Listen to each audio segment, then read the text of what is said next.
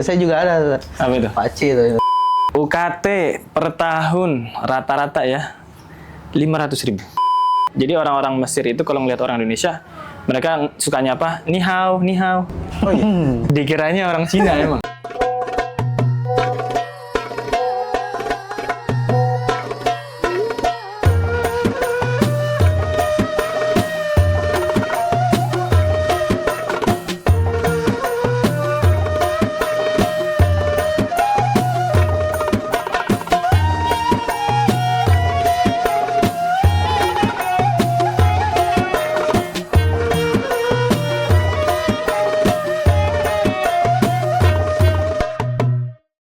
Assalamualaikum warahmatullahi wabarakatuh. Welcome to Sowan Santun. Satu program yang dimana kita mendatangi orang-orang berilmu dan menanyakan bab-bab seputar agama. Atau yang biasa kita sebut dengan Sowan. Karena setiap insan yang merasa kehilangan butuh sowan. Sowan. Dan program ini disupport penuh oleh Teras Dakwah. Dan di episode kali ini kita sowan langsung ke Ustadz Hamad Rosyadi. Assalamualaikum. Beliau ini kembaran saya, teman-teman. Kok bisa ngaku kayak gitu? Kok bisa? Mirip lah. Secara wajah kan udah beda banget secara rasnya itu. 11.30 mirip. Kejauhan itu, Bu. Tapi Ustadz, Ustaz sehat, Ustaz. Tanya. Alhamdulillah sehat-sehat. Kalian gimana, teman-teman? alhamdulillah. Alhamdulillah dipaksa sehat di negeri yang sakit. Nice. Waduh, Nice. Itu Gila, dia. suka banget ngomong kayak gitu. Nyampe. Nah, gimana nih? Ustadz Ahmad ini, kalau Roy belum tahu, ini idola kaum Hawa. Nice. 11-12 kita. Gak ada. Gak usah berharap kayak gitu. Mukamu lo kayak pengungsi Rohingya. Belum tahu. Rasis. Nah, memang gitu biasanya main rasis dia. Emang gitu ya? Iya, tapi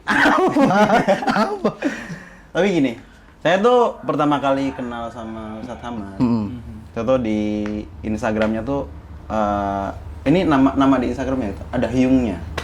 Hyung itu ini panggilan teman-teman aja. Jadi mungkin karena dilihat face-nya ada Korea-Koreanya dikit gitu kan.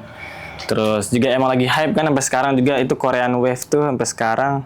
Jadi ya udah sekalian untuk apa namanya branding dakwah. Oh, branding. Ditaruh lah Hyung. Awalnya aku juga nggak ngerti apaan sih Hyung. Terus malah dikasih tahu. Oh, gitu. Iya, saya juga ada. Apa itu? Paci itu. Pace. Enggak, dia sing.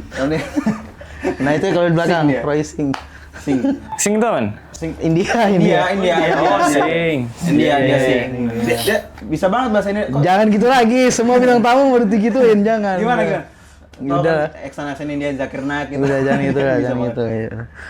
Dan itu dari tahun kapan itu Hyung mulai Hamad. ada diksi Hyung di nama Hamad? Itu pas di tahun 2023. Jadi emang lulus dari Al-Azhar itu bulan Juli, terus pulang ke Indonesia itu bulan Agustus, dan waktu itu sempat mampir dulu ke Jogja. Terus emang akhirnya sama teman-teman dakwah, salah satunya dari Teras Dakwah juga ngundang tuh, terus namanya pakai Hyung gitu, Hyung Hamad. Itu juga pertama kali banget tuh lah jadi Hyung. Nggak ada tedeng ngaling-ngaling tuh, maksudnya nggak ada izin dulu gitu. Nggak ada izin. Langsung aja? Langsung. Emang kurang ajar. Biasanya kan tempat-tempat lain Ustaz, Ustaz. Ustadz Hamad Rosyadi, LC gitu kan. Ada LC-nya. Ada LC-nya. Ini cuman Hyung Hamad, Hamad, udah. nggak ada titelnya tuh. Nggak ada detail. Nggak Tapi ada ya yang udah, tahu. nggak ada yang tahu, nggak apa-apa juga. Tapi ini berarti dulu di Mesir berapa lama? Di Di Mesir kurang lebih 5 tahun. 5 belajar tahun. di sana, ya. 5 tahun tuh hitungnya cepet nggak sih kalau di Mesir? 6 bulan sebelum kuliah, 4 tahun kuliah plus 6 bulan setelah lulus. Jadi sebelum dan setelahnya tuh masih di sana dulu. Kemudian baru akhirnya boyongan ke Indonesia kayak gitu kurang lebih. Oh, oke. Dulu di sana tuh apa? Fakultas apa? Ambilnya ada sih sebenarnya Al-Azhar tuh lengkap banget semuanya. Oh, Ada pendidikan, ada kedokteran, ada ekonomi, ada teknik, semuanya ada. Cuman emang yang populer kalau pelajar-pelajar dari Indonesia tuh adalah jurusan keagamaan. Kalau saya sendiri fakultasnya Usuluddin, Usuluddin. jurusannya Akidah Filsafat. Akidah filsafat. tapi kalau di sana di Mesir tuh anak tekniknya gondrong-gondrong nggak? Iya, ada nggak teh? Enggak Apa, sih kayaknya. sastra nuklir ada nggak? Nggak ada ya? Kalau abang-abangan kampus gitu yang kayak Mapala gitu ada. Mapala Mesir. Nggak ada. Jadi mungkin kalau di sana tuh Mendaki piramida. kekurangannya adalah kayaknya secara organisasi kemahasiswaan itu nggak seterbuka di Indonesia sih.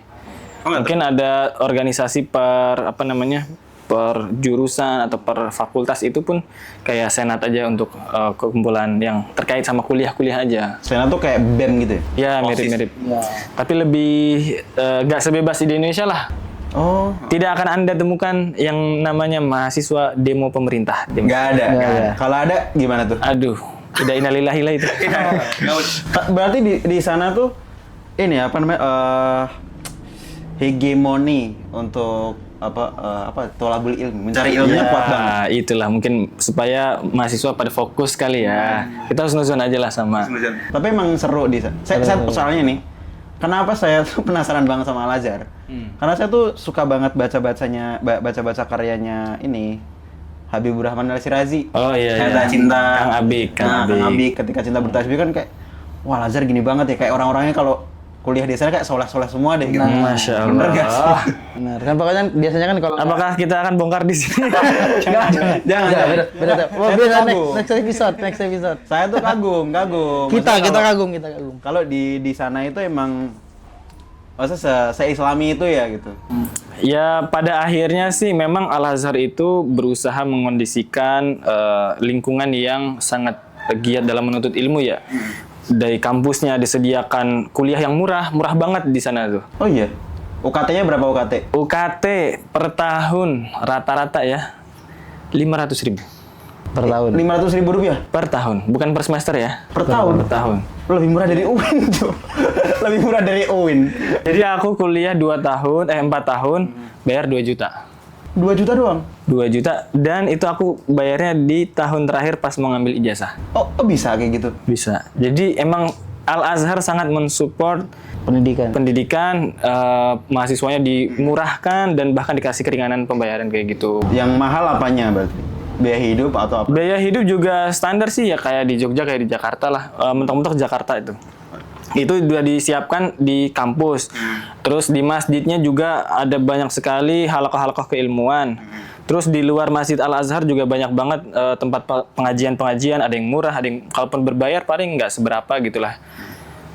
Dan itu nanti udah ada fasilitas yang kayak gitu. Nanti akhirnya emang tinggal kembali ke mahasiswa masing-masing. Oh, makanya nggak ada yang demo tadi, udah tinggal belajar aja. Nah, nggak ada yang demo. Di sana ada ini nggak? Apa mimi berdes gitu ada nggak buat mahasiswa? Ada sih. Ada aja yang buka-buka kayak begituan ada. Oh ada. Tapi orang Indonesia juga. Hah? Orang Indonesia buka warung, buka usaha kayak gitu ada. Ada orang Madura di sana ada.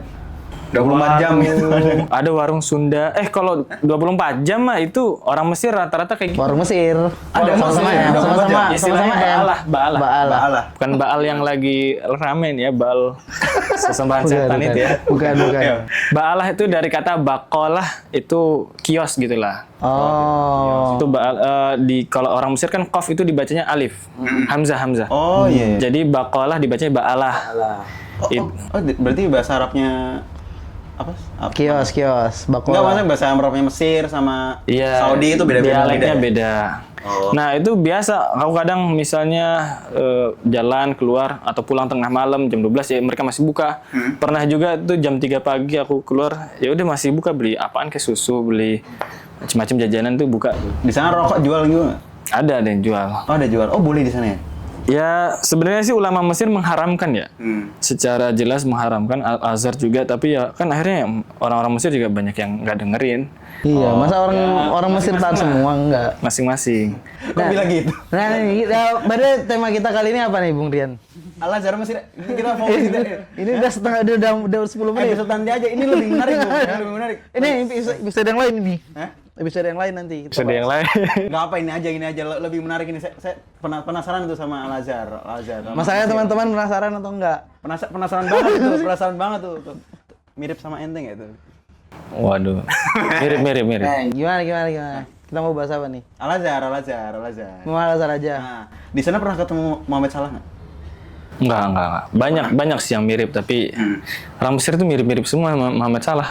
Oh iya, di satu klub tuh Muhammad Salah semua itu. Enggak pernah ketemu.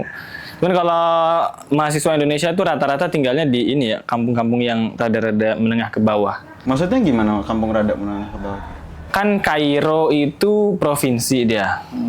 Dan yang namanya provinsi kan pasti gede banget kan, dan di situ ada apa namanya kawasan-kawasan yang elit itu ada, yang apartemennya itu tinggi-tinggi menjulang terus bagus-bagus, udah kayak pik lah kalau di sini ya.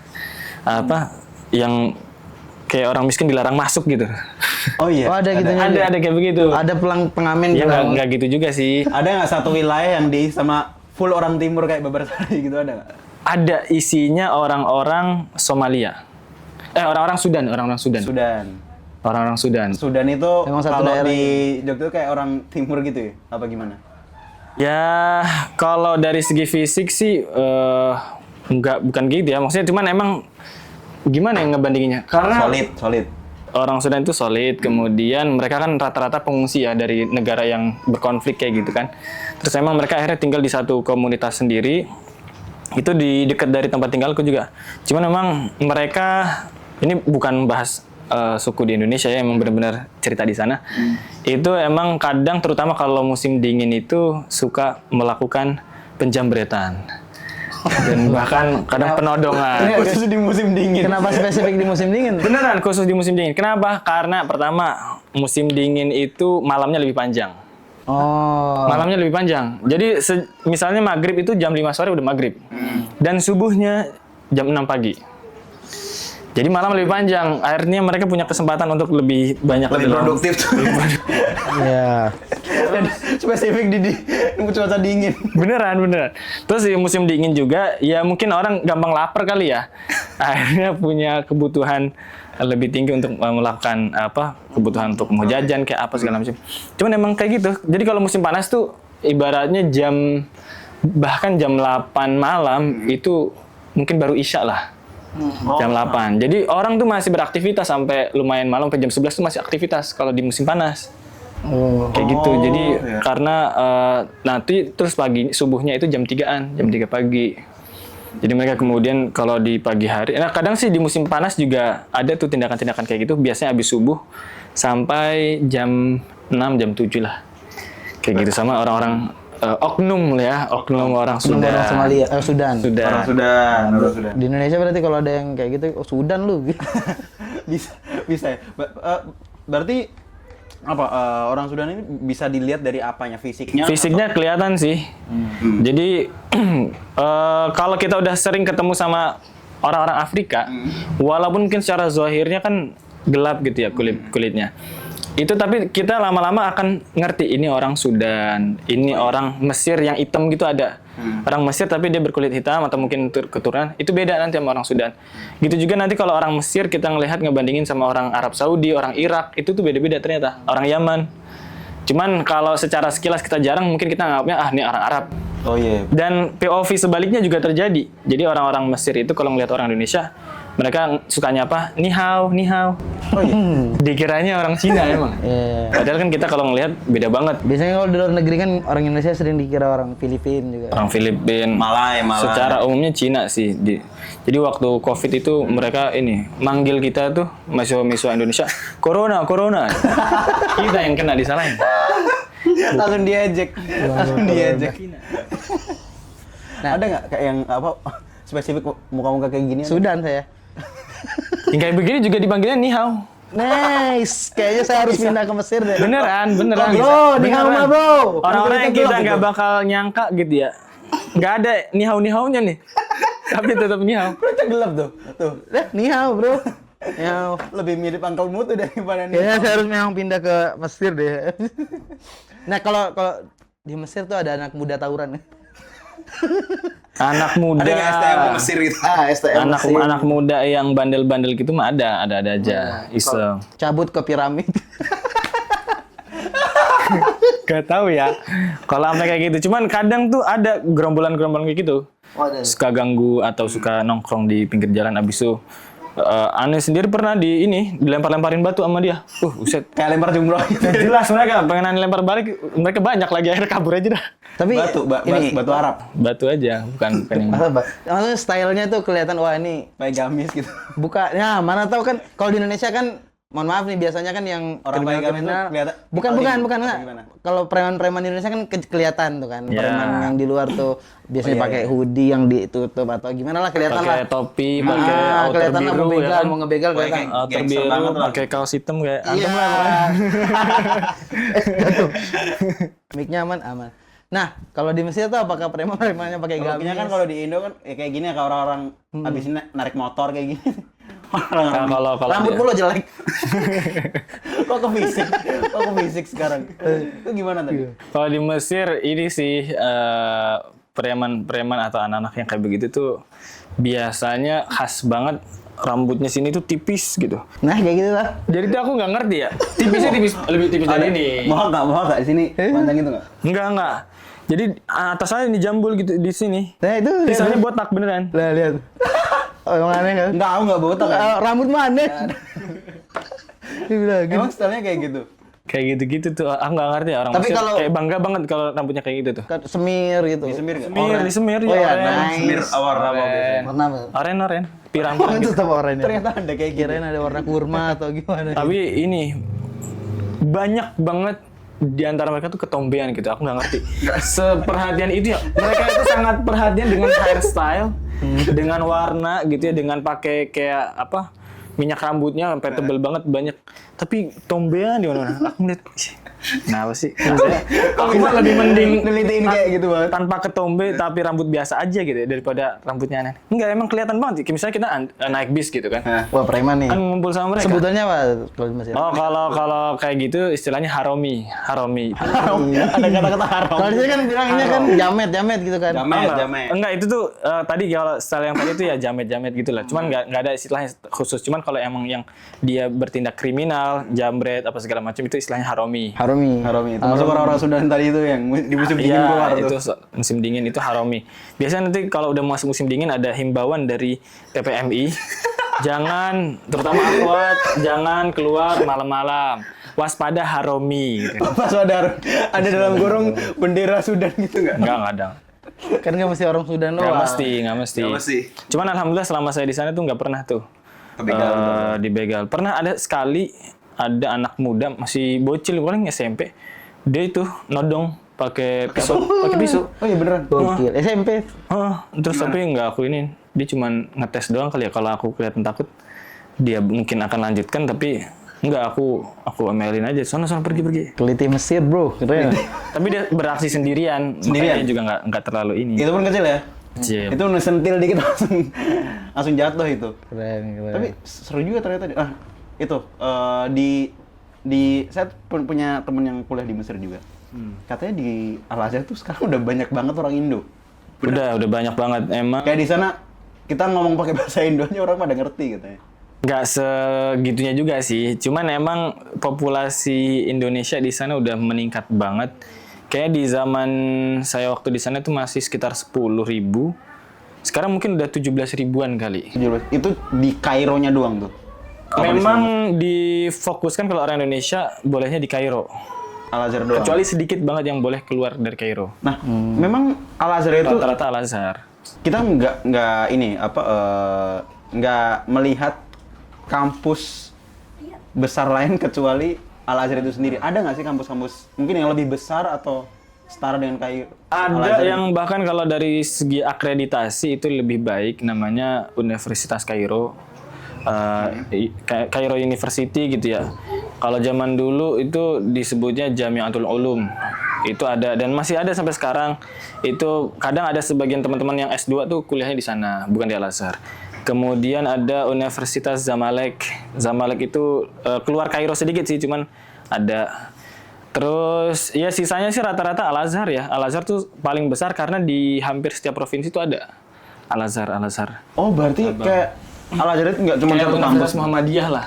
Oh, Di gitu. Jogja ada, di Malang ada, di mana lagi? Oh. Macam-macam lah, Magelang. Bahkan Al Azhar di Indo juga banyak itu ya. Itu tapi udah lain sih kayaknya sih. Soalnya kalau Al Azhar di Mesir kan murah banget ya. Kalau di Indonesia, aduh, Kenapa? kasihan deh. Benar di sini juga. Kayak orang kayak gini nggak bisa nih masuk Al Azhar nih. Saya Al Azhar deh. Apa? SD, SMP, SMA. Serius. Tidak. Langsung verifikasi. Nggak berani bohong kamu Ustaz. Nggak berani bohong. Tapi jelasin dulu deh ke teman-teman Roy, kalau teman-teman kalau pingin ikut kajian, Nggak ingin mau, merasakan- nggak mau jelasin sendiri. Oh nggak mau. Iya. Oh nggak mau. Ya teman-teman kalau mau ikut kajian yang asik, ustadz-ustadznya kayak Ustadz Hamad ini, bisa langsung ke Teras Dakwah. Yes. Wah, apalagi Teras Dakwah itu tempat yang cocok buat teman-teman muda yang di fase kehilangan arah. Kayak Iya, tempat untuk berpulang, tempat untuk kembali karena di sini. Mari kita sesat bersama-sama. Jangan gitu dong, kok sesat. Kok sesat. Artinya nanti kalau teman-teman ngerasa diri sudah hilang atau sesat, ke Teras Dakwah akan diingatkan kembali untuk menuju ke jalan kebaikan. Dan juga yang pengen berinfak, di Teras Dakwah ada Baitul Mal Teras Dakwah, yang dimana infak atau donasi dari kalian akan digunakan untuk program-program dakwah. Ya, pembangunan masjid dan lantai 3 untuk pesantren juga ya. Ya, pokoknya amanah lah kita. Gitu. Ini pertanyaan mungkin terakhir. Ya. Ada pertanyaan terakhir nggak? Oh ya. Di Mesir itu pernah nggak Ustadz menyaksikan sendiri tari pinggul di situ?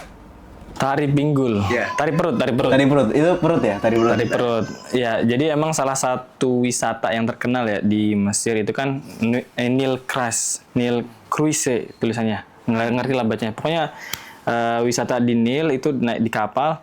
Saya sering mendengar bahwa di situ ada tari perut.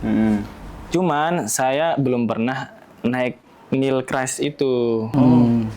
Pernah sekali aku ngelihat ada tari perut itu bukan di kapal. Jadi suatu hari saya pengen ke kantor sekrenya organisasi saya waktu itu.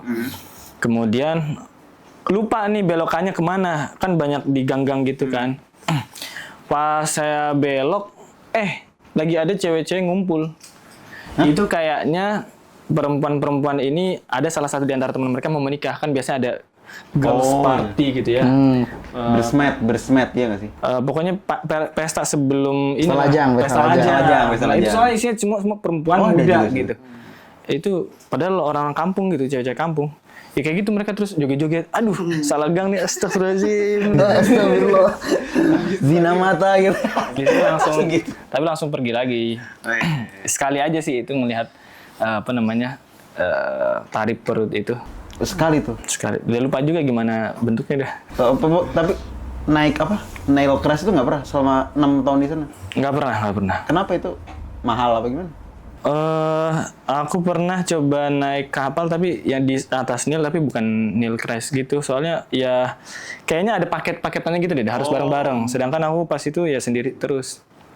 Jadi ikut yang murah-murah bayar paling 20.000, habis itu kita menikmati senja di atas Nil itu. Nice. Ada tuh Senja di Kairo juga bisa. Iya, sampai ada tuh salah satu postingan saya itu jalan-jalan. Saya suka kalau jalan-jalan sendirian. Oh, gitu. Introvert, Bro.